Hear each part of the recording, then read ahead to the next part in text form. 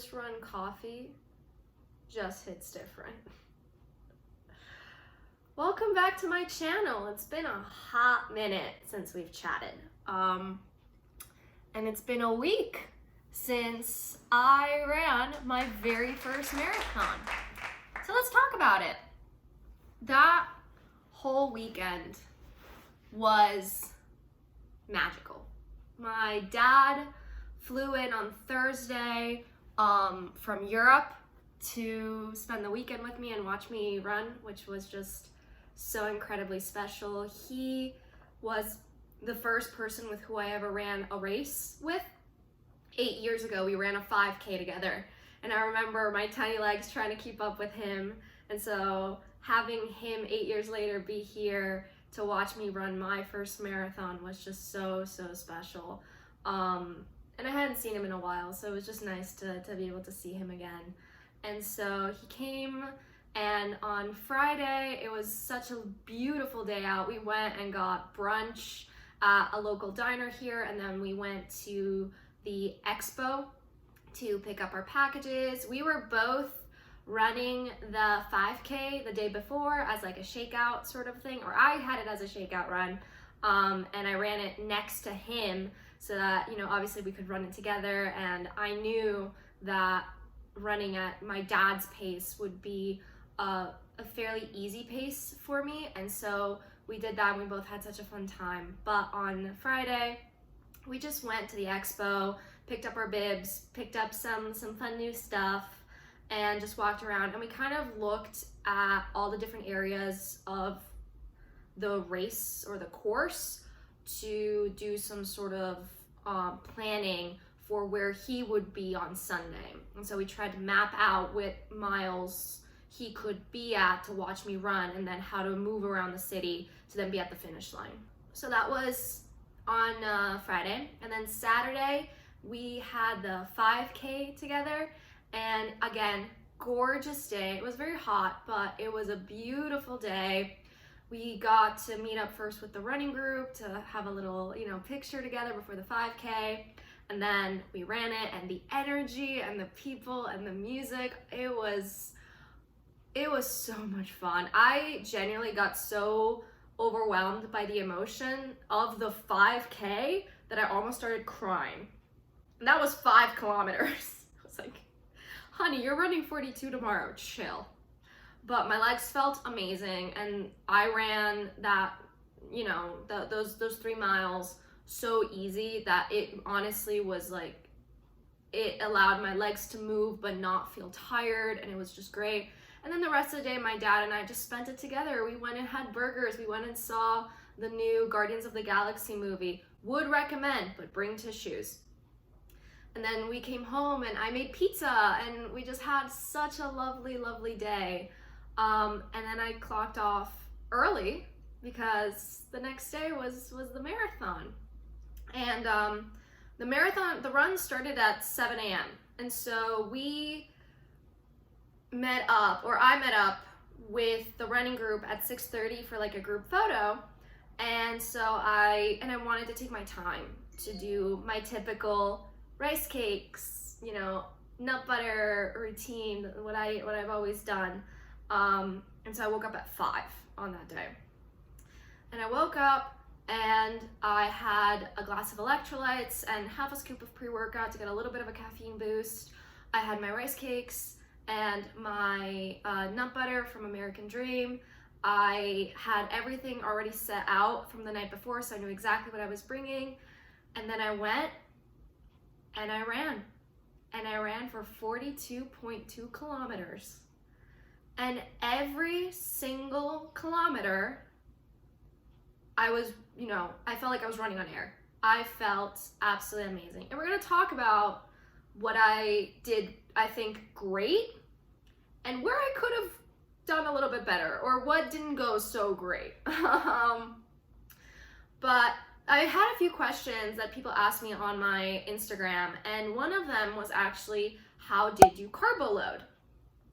And how I did it, and I think it turned out really well, is I started upping my carbs on Thursday. So the race was on Sunday, and then Thursday is when I started to increase my carbs. And it wasn't, I'm gonna just feel uncomfortably stuffed with bread. But it was making conscious choices of the types of carbs, or like the quantity of carbs that I was eating. So like if for breakfast, say, I'd have, a slice of sourdough, I would switch the sourdough for a bagel, because I know that bagels tend to be a little bit higher in carbs.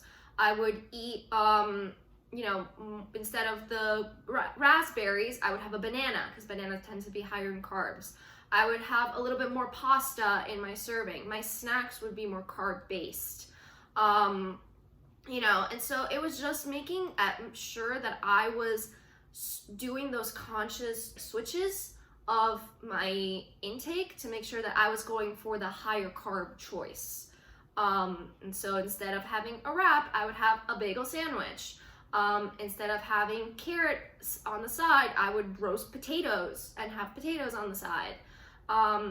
Things like that. And I made sure that the day that starting basically Friday night or like through Saturday, eating foods that I knew not only were high in carbs, but knew that would not sit well with me. So I tend to get sometimes like bad reactions from dairy or garlic, a lot of oils, or oily foods tend to not sit well with me.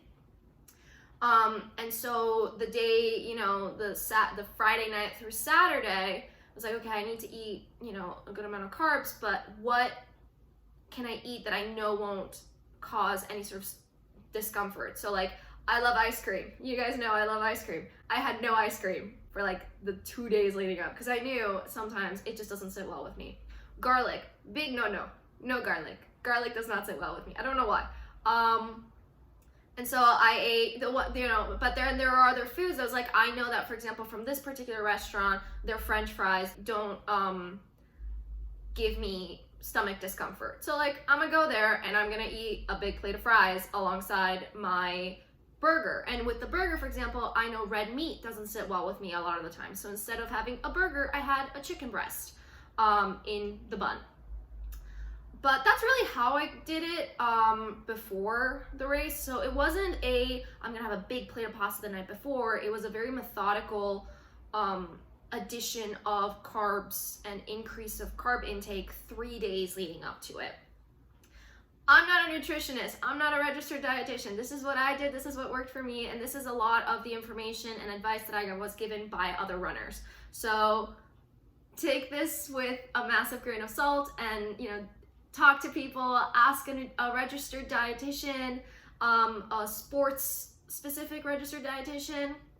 And this is just personal experience tips. And I think this really leads well into the second question that I got, which was, tips, or how did you avoid, the wall during the run? And I think that's something that I am genuinely shocked by, is I never hit the wall. Across 26 miles, I never once hit a wall. I may have hit like a small pothole, potentially, because of the humidity, because it was humid, but never a full wall. And I think a big part of it was trusting the carb load, trusting that all those carbs and all that energy that I was taking in would then go to good use on Sunday. And then during the run, fueling smart. So it wasn't I'm just gonna, wait until I absolutely need it in order to eat, like a gel or something. It was, no, I feel good right now, but I know that in a couple miles, I'm gonna get this big hill. And so I'm gonna start taking in some fuel now. I'm gonna start early. So I started taking fuel during the run, I think around mile 5. So around mile 5 is when I started. And during the run, I had 2 Chewy bars and 2 Honey Stinger energy gels, and I think 2 of the Cliff kind of chew energy blocks that had like a little bit of a caffeine boost. And I alternate, so I had a Chewy bar, gel, Chewy bar, gel. And whenever I would take in the bar or the gel, I would never down it. I never ate it like all in one go, basically. I would spread it over as much as possible. The gel, I would spread it over a mile, the bar over or like 2 to 3. So I would take the bar, split it in half, and then slowly like bite on it and eat it over a mile. Wait another like mile and a half, and then eat the second one before keeping going. The gel, same thing, very small kind of sips, intakes, how do you call it? Anyways, of the gel over a mile. And that allowed my stomach to slowly take in that energy and not all of a sudden be like, whoa, what did you just give me all at once? This is a lot to take in. And it was also all methodical in terms of, I feel really good right now, but I know that in 2 miles, I'm gonna get the hill. Or I know that in, this distance, I'm gonna start getting, maybe more fatigue because I'm gonna be 16 miles in and I wanna be prepared. And the other big tip I would have is know your course as well. Or the next 2 tips is 1, know the course, know where the hills are, know where the hard miles are so that you can adjust your effort and nutrition around those hills. So knowing that mile 11 through 13 was gonna be the hardest part of the course because it was all a very steep uphill, I knew that I needed to take in enough fuel before that to have energy to get up that hill, but not so close where I would end up feeling sick from the effort. And pacing. This was something that obviously everyone is always telling you, like, don't go out too fast. You're gonna start sprinting out too fast, and pacing is, can make or break your run, and it really can.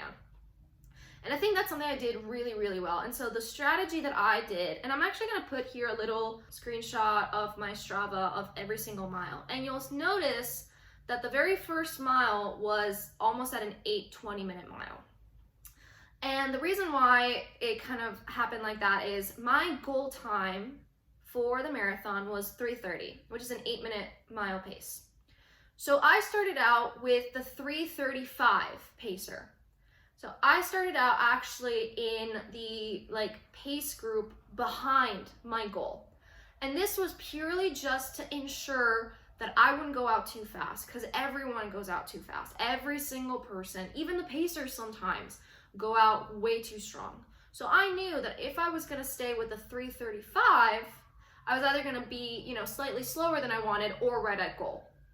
So, and that turned out really beneficial. So because I used that first, I stuck with him for like a mile or 2, and then slowly started to gain momentum and energy and just joy. And so I slowly lost him. I slowly just kind of passed him and then just went.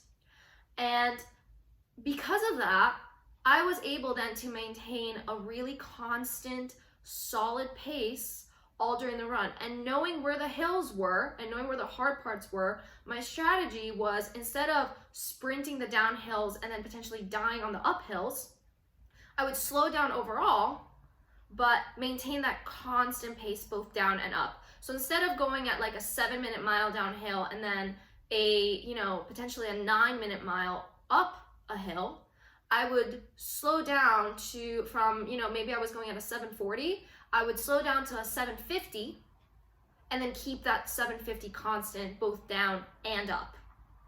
And I found that that was really beneficial and what worked for me. And that was something I think I did really well, was the carbo load before the race. I think the timing of my nutrition was something I did really well. I made sure to hydrate at almost every single station because it was so humid, and making sure that I was taking like the salt electrolyte fluid. And I knew that I wasn't drinking the whole cup. Like when you're running, it's so hard to drink from those cups. Like most of it went either up my nose or onto my shirt. So how much was I actually able to drink every stop? I don't know. But I tried to get something basically at every single run. And then every once in a while, people were giving out orange slices. So I would like suck on the orange slice to, get that refreshing sort of hydration, which was also glorious. I appreciate every single person that was giving out orange slices. But something I didn't expect from the race and this was another question that I actually got on Instagram was, well, two things. First of all, I'm very lucky that my hips are structured in a way that my legs don't touch. I am physically built, my hips are built in a way that literally does not allow them to touch unless my legs get really, really big. I just have very wide hips. So I never suffer chafing. And when I started the run, I was like, oh, I'm great. I'm peachy. I'm thriving. Your armpits chafe. And you can't avoid that. My sports bra chafed, which was annoying because I'd worn that same sports bra for every single long run. And it never gave me issues. My belt, which again, wore every single run, chafing. Oh my God. The pain afterwards of going into the shower and then having soap and water on my chafed areas, it was not fun. So that was something I didn't expect because I've never suffered from chafing. I've never had issues with chafing. And so it was probably a combination of, obviously, I've also never run 26 miles. I've never run for 3 hours and 22 minutes, which was actually my finish time. I've not said that at all time. I finished in 3 hours and 22 minutes. So I beat my time by, 7 minutes because it was 3:22:51 to be exact. But I beat my time, which was fabulous. Great first marathon. But the chafing was something that I was not prepared for. And the other thing that I was not prepared for, honestly, was stomach discomfort after the race. So when the race finished, I went back home and I tried to take in electrolytes and, rehydrate, and I tried to eat stuff, but I did not expect to have such a hard time as I did. I knew my legs were gonna, ache, and in fact they did, but it wasn't anything extra. Like, I've done heavy leg days and they've been more sore from those than the marathon, which I'm not flexing. I'm not trying to say like, oh, I'm just so well, prepared. It's like, no, that was just my personal experience. My stomach was gone. I could not put food down for like 2 days after the marathon without feeling ill, without feeling sick. And so I would try to eat, but my energy was just gone. My stomach was just not in the right place. Everything digestion-wise was just wrong. And so that made recovery very difficult because you need to eat to recover, but I really couldn't put food down. And so that was something I really didn't expect. It was like, I expected a little bit of stomach discomfort, because obviously you're putting out so much energy, but that was something that I just genuinely did not expect. It was a lot. My toilet didn't appreciate it 3 days later. TMI, but that's the truth. But that day was unforgettable. The energy, the crowd, I cried, mile 25 on, I had tears going down my face. I crossed the finish line and people kept asking me if I was injured or hurt because of how much I was crying. I was like, no, I'm just very happy. And so my results, as I mentioned, I ran the full marathon in an official time of 3 hours, 22 minutes, and 51 seconds, which first of all beat my, intended goal of 3:30. But second, that means I qualified for Boston, which is just amazing to be able to say that I'm a BQ runner from my very first marathon. And so I'm hoping that the cutoff allows me to run Boston next spring. But when it comes down to actually the overall statistics, I came in third in my age group, which was also something that was absolutely insane.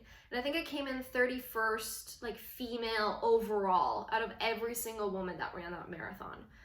And I think that's just, I'm shook. There's just no other way to say this. It's just shook.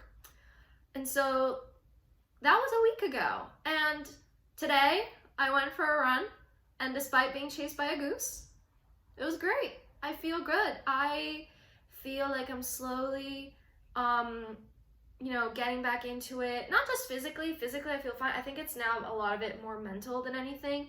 You know, I was running today and I was like, gosh, damn, how was I able to run like a minute faster for 26 miles? And it's like, honey, you ran a marathon last weekend. You think you're going to be able to run one again today? No. And so I'm just very excited. And these next few weeks, I am gonna, you know, slowly increase my mileage again because we're starting a new training block in 2 weeks. So I guess the question is, you know, what's next? And what I now have on my calendar to look forward to is the Chicago Marathon, October 8th.